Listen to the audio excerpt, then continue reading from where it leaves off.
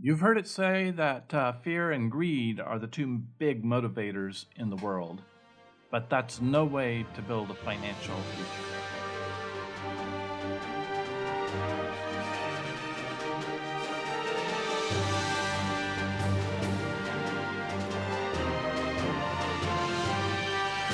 You were listening to Wealth Talks with the McPhees. Character matters a lot. And we're going to be talking about that today. But before we do that, I want to be sure that you know about the wealth seminar that's coming up. By the time you're listening to this, it's going to be this week.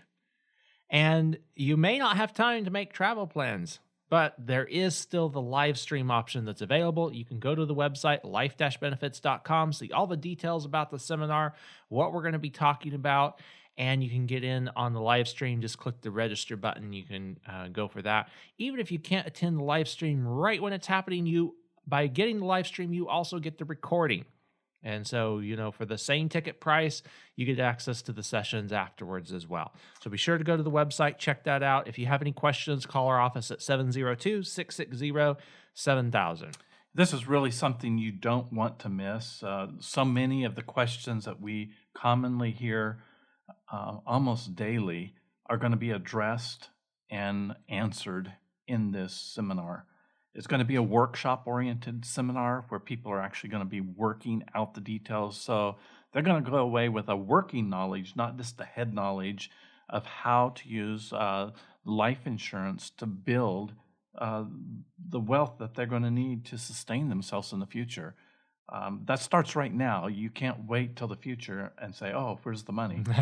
you gotta build right now because that's a greedy way to think about it. If you think, "Oh, I can just wait until the end of until I retire and then bang, I'm going to have all the money," or we can worry about not having the money and still not do anything about it. And that's what we're going to talk about today: is fear and greed. Those are the two big motivators that people say hinge all of the decisions that we make in life.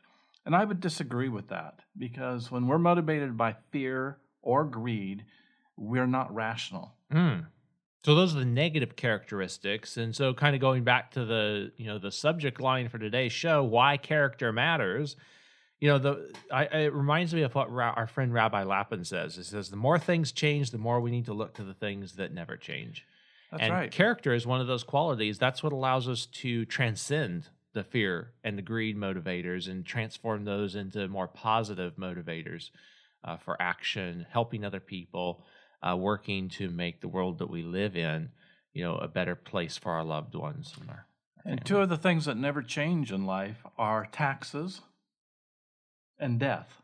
Benjamin Franklin said that a long time ago, that those two things are constant. That means that they'll never go away. And so what I've always understood when I began to understand about whole life insurance is that if we'll prepare for death by making sure that we're leaving a legacy, by purchasing whole life insurance in a comfortable and affordable way, then we can make our tax burden less arduous. And it's just a planning method. Someone once said that plans do nothing, but planning is everything. Mm-hmm. So we can have plans for a great retirement, but if we don't take the planning time to do and to build, then all those plans are just dreams. They're castles in the air. And if we don't build the foundation for that, we're not anywhere. So you've recently published some different pieces in your blog, in your publication, about different snippets from pharmaceutical CEOs, highlighting some of the motivations that seem to be driving the pharmaceutical industry right now. Can you tell us a little bit about that? This is kind of an example of fear and greed, the way that people think about them in the world today. Well, Pfizer CEO, meeting with the shareholders of Pfizer, said, we're looking at new real opportunity growth for Paxlovid. I think that's how it's said, Paxlovid. I can't even pronounce it. Okay. It should do very well, and we're planning on needing multiple courses of it. So not only are they saying, oh, we're going to sell Paxlovid once, we're going to have it require that you need it multiple times before it's effective. Okay. Of course, that drug is the one that has been known to cause rebound infections, which is all the better to facilitate the transfer of money from patients to Pfizer.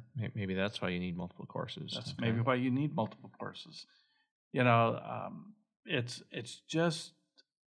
just crazy. And one doctor at that share meeting says, "Well, this will be really, really good for and profitable for immunocompromised patients. This is a huge opportunity for growth for us." So they're looking at opportunistically, greedily taking advantage of people that have a fear about their health, that are already compromised in their health. Yeah. Another area is diabetic medicines in this country are like 4 or 5 times higher than you can buy them in any other country in the world, simply because they can capitalize on that and do that. So, you know, why can I go to Mexico or Canada or Britain or even to, you know, Australia and buy my insulin as a diabetic at 4 times less than what I can buy it in the United States when it's made right here in the United States? Yeah, you shouldn't have to do that. And just to clarify, you aren't a diabetic either. I'm not a diabetic, right. So these are fear-mongering tactics that are used, whether they're used in marketing or, you know, and there's some question whether or not the whole idea about the pandemic had a lot of fear-mongering going on with it as well. Yeah. Obviously, political events often do. Well, they do. Franklin Delano Roosevelt said nothing ever happens by accident in politics. You can bet it was planned that way. And that's the same thing that happens in the financial world too. Nothing ever just happens by accident. It was planned that way. And recently, one of the Federal Reserve's presidents of one of their banks said, "Oh, we did it again. We released too much money into the economy, and now we're suffering the consequences of inflation, you know, the crazy prices that we're seeing." So they talking know about they've done 2020, 2021, all the stimulus packages. That's right. They know they do it. I mean, Bernanke years ago in the 2008 scandal said, "Oh, we're sorry. We put too much money in the market." And yeah, he got the nickname Helicopter Ben for a while. It just goes on and on and on because this fear and greed thing plays so desperately among people. And we need to rise above that. And that's why we advocate a slow and steady approach to building finances, more like Aesop said in his story when he related the race between the tortoise and the hare. You know, we can be hares rushing here and there based on fear and greed, trying to protect ourselves and race over here because we can greedily get this money or that money. But in the long run, it's the slow and steady that wins the race. Yeah. And there's no question that fear and greed do motivate people. But those motivators, because people understand that, you know, those motivators are very prone to tyrannical control coming from the outside, manipulation. Because people manipulate those base instincts of fear and greed in order to get their way. But by transcending those, that's when you have the opportunity to really make progress in a meaningful way. Well, Rahm Emanuel was known for saying, "Never let a good crisis go to waste." Someone just recently said that the pandemic was the greatest gift to the liberal progressive movement in this country that has ever happened. So it might be a real incident where people strum up even more fear and anxiety. Sure. Because they're greedy and they want to really get profitable off this. So, or it could be something that someone just creates out of thin air and makes everyone have fear and trepidation about something so they can greedily profit on it. It doesn't really matter, and you know, if there isn't a good crisis, then the ideology is, well, let's make one. Okay, and we've been looking at that for years, whether we're going to freeze to death in the next ice age or whether we're going to melt in the global warming, and and when people got wise enough to understand what was going on, now they just call it climate change. Mm. Okay, so we have to realize that God is still in control of this little globe, and everything's going to tick along until He says it's finished, regardless of what we humans do. That doesn't give us uh, an excuse not to be responsible and take care of the resources that He's put here. In fact, that is our mission right from the very beginning, is to take care of this earth, to replenish it, and then to harvest it. Those are our responsibilities, and that applies to our finances as well as just the the, um, the, the physical resources that are on the earth. Yeah, that's a good point. So, there's different people that when they're faced with a choice and they make a decision and they go to take action on it, they could take action a couple different ways. They could take action based upon the fear, the greed aspect, and that's kind of an action or reaction, if you will, based on instincts. There's other people that think about a decision and plan out, if you will, what they're going to do. More of an action that's backed up by reason. How does that affect people when they're trying to build wealth, acting in those different ways? Well, I think the ultimate goal here is to find contentment. Because if we're just responding to a fear or to a greed emotion, then we're never going to be satisfied. We're never going to find happiness. We're never going to find joy. We're never going to find that the money that we do get um, is going to be enough. Greedy people are those who hasten to get wealthy are headed for failure, because greed is a form of idolatry. And so what we need to do is we need to learn, like Paul did while in prison, wrote a letter and said, I have learned to be content in all areas of my life. Now, contentment doesn't mean that we don't try to better ourselves or do things more. It's not the same thing as being satisfied. Satisfied is a kind of a form of fatalism that, oh, there's nothing I can do to help myself do anything better. But to be content is to realize that we are in this place at this time, at this moment, and there's nothing we can do about that, but there is something we can do to improve our situation. And that's really important that we keep that. And contentment doesn't get rid of our hope for a better future, doesn't destroy faith that things can get better. Whereas satisfaction comes from the word sated, which means that you've eaten so much that you're completely full and don't want anything more. And we're not in that position in this life. So, but we can be contented. It's better to be in that contented position, because that allows us to be calm, collected, and able to think and plan for what's going to come next in our life. Now, we can't predict what the future will be, but we have a hope that the future can be better than today.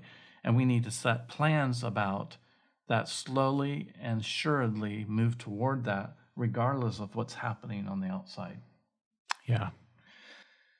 So, again, I want to mention the wealth seminar coming up. You can still get the live stream for that. Go to life-benefits.com and you can see the details for that event. We're going to be talking about how to protect yourself against inflation. We see a lot of inflation happening today, and there's two ways that you can respond to that. You can respond out of fear, or you can respond thoughtfully. And from a position of contentedness, and decide, what is the best way here to work against inflation, and then protect yourself and your family from the effects of that. We're also going to be talking about how to prepare for a real estate crash. Real estate has been going gangbusters over the last couple of years, and it may continue for a while. For all we know, we don't know the timing of these things, but we do know that markets correct every once in a while, and so you don't want to be in a position where you're over leveraged on a market that is up. That's never a great position to be in. And then thirdly, when things do get tough economically, whether it's in the real estate market, whether it's in anything else, there are always new opportunities available for the people that have cash on hand. We're going to be talking about how to prepare for new opportunities, how to get positioned for new opportunities using your financial foundation to strengthen and improve your position as much as possible. Those are going to be three of the focuses. Of course, we'll be talking about using life insurance as a financial tool. That's kind of the overarching theme. Those are a little bit more, three specific focuses that we have for this particular seminar. If you have any questions about that, be sure to call our office at 702-660-7000. We can fill in some of the details for you. And then, we'll see you on the live stream. You'll be able to, the way they're setting it up this year, I think I heard that you're going to be able to ask questions live right in the live stream. Someone will be managing that chat, or maybe even, bringing up those questions in the live setting as well, so you get those answered. Well, let's go back to the tortoise. The tortoise in the financial world is participating whole life insurance. It's mocked, it's ridiculed, it's said that it's way too expensive. But I always like to ask this question for people that say whole life insurance is way too expensive. When have you bought anything and have the money that you paid for it increase so that you have more money to use because you bought this than if you hadn't have? It doesn't happen very often. And that's guaranteed to happen in whole life insurance. It is guaranteed that your cash values in whole life insurance will exceed the price you paid for it at some point in the future. We try to make that happen sooner than later, according to the IRS 7-pay test. But that doesn't happen very often, especially if you're going to retain what you purchased. Mm-hmm. Because oftentimes it's an exchange. Well, yeah, I made this investment and now I want the money, so I have to cash in my investment to get the money back. With life insurance, you can leverage your cash value without getting rid of your life insurance. That's important. That's important. And so that becomes a very strong financial tool. I just recently had one of our clients pass. It wasn't a policy that we had sold because he bought that policy 2 years before I was born. Wow. That's a track record. And I went back and I figured out what his cash value was based on his premiums. And he would have had to earn over 5.25% every year from the time he bought it till the time he died to equal what his cash values were compared to what he had paid in premium. Wow.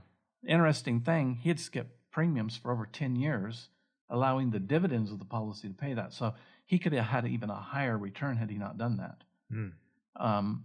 It's fascinating that people will mock this, and yet that money was readily available for him to use for medical expenses for him and his wife as they got older without any taxes. And so if we're thinking of how we could match something like that in another investment, we would have to figure, we're going to have to add 2% or so just to cover the taxes. So that means that you'd have to get like 7.25%, maybe even 8% to come anywhere close to what the life insurance did.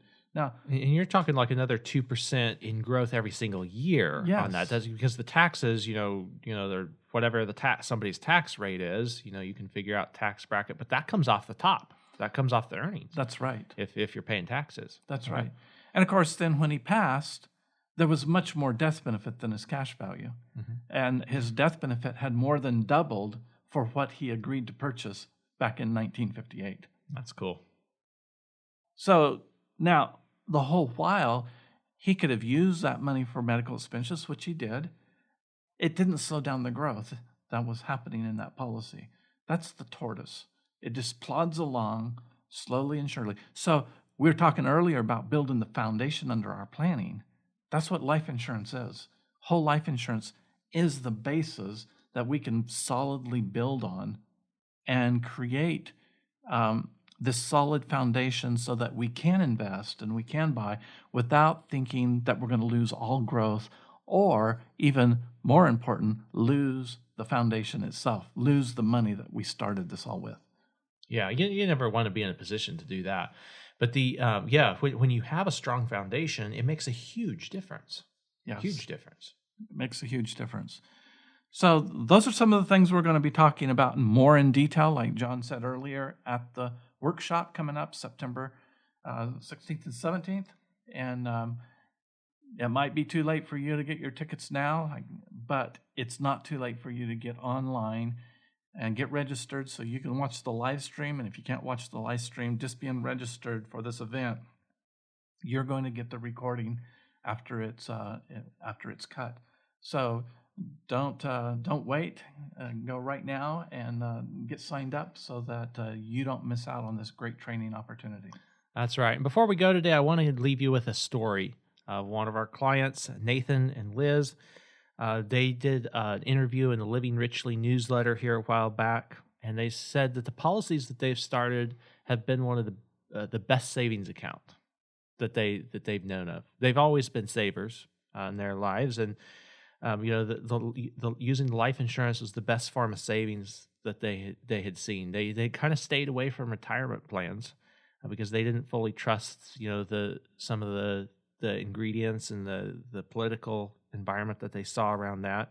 And they also Liz used her life insurance cash values for the down payment on her first house. So they got married then in 2018, starting a family together. Have a lot going for them. They're on the same page about managing their finances using life insurance as a financial foundation. That's always fun to hear about those stories. If you want to check out more about stories like Nathan and Liz's, make sure that you're on the client newsletter. Some of you receive that by mail every single month, and some of you get it by email. So if you're not getting it for some reason, be sure to give us a call, 702-660-7000, so you can make sure to be getting a copy of that newsletter every month. That you said something there, John, that's really important, that they didn't really trust the retirement packages and everything that are being used today, and with good reason. Not to stroke the fear factor in anybody, but I was just reading on the Social Security Administration's webpage the other day, 90% of people that retire at age 65 become dependent on Social Security. That's so fun. So what did all those retirement plans and 401ks and IRAs do for the majority of people? 90% depend on Social Security. And if you're a female that's single, that has been widowed, then that jumps to 97%. Ouch. So without that Social Security income, those people would be living in poverty. So Social Security is something that we're all mandated to participate in, unless you're in some states where, like teachers in California can't have Social Security because California's pension plan keeps them from it, and some Texas employees can't. So there's certain states where you can't be on Social Security, but for the majority of people, Social Security is kind of their plan, but it's already mandated for you. But when you think that the average Social Security check is just a little over $1,500 a month, that's not a lot of money. No. Okay? So it's becoming less with inflation. It's becoming less. And I think the maximum check is like $3,400 per month. So we have to realize that we have to do something right now. We have to do some planning. Otherwise, our retirement is not going to be the golden years. It's going to be the bleak years. And so, just because we don't advocate being fear or being greedy, that doesn't put away the idea that we have to plan for the future. Yeah, and sometimes those two base instinctual motivations can be a motivation to take action in a more positive way. Planning so that we can respond in the future more proactively than reactively. Yeah, we have to be a realist. We can't just put blinders on and walk through life and say, oh, everything's going to work out hunky-dory. Because for 90% of those people over 65, if they didn't have their Social Security check, they would be living in poverty today, regardless of all the 401ks and IRAs that are out there. Yeah, that's right. So you are listening to Wealth Talks with the McPhees. Give us a call at 702-660-7000 if you have questions about your financial situation. We help people all over the country, get a clear idea of what's happening in their finances and what they can do to make the future look better. You are listening to Wealth Talks with the McPhees. Have a wonderful week.